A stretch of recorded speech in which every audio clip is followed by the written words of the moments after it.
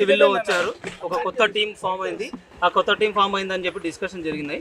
So దాని మీద ఆ వాదనలు చెప్పినాము. జడ్జి గారు విన్నారు. సో ఇక లేదని చెప్పి ఆర్మ్స్ యాక్ట్ ఇవన్నీ ఉన్నాయి, ఎన్డీపీఎస్ ఉన్నాయి, అన్నీ ఉన్నాయి, అందుకు యాక్సెప్ట్ చేశారు. రోహిత్ రెడ్డి పైన లేదు, రితేష్ రెడ్డి పైన లేదు కదా.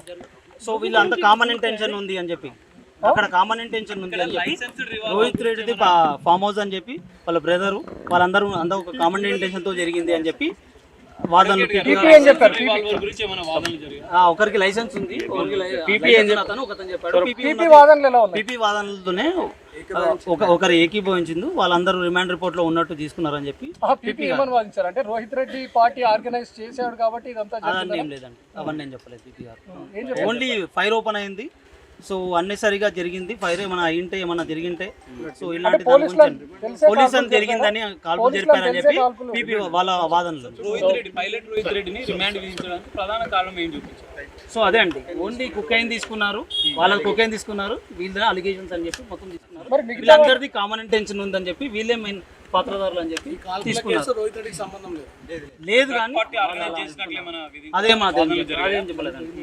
అసలు అతను పార్టీ అతనే చేశాడని చెప్పి ఎవరు చెప్పలేదు. సో మరోవైపు ఏజెంట్ కూడా వాళ్ళ ఇతనే ఆర్గనైజ్ చేసిండు ప్రోగ్రామ్ అని చెప్పి ఇప్పుడు రిమాండ్ పంపించారు.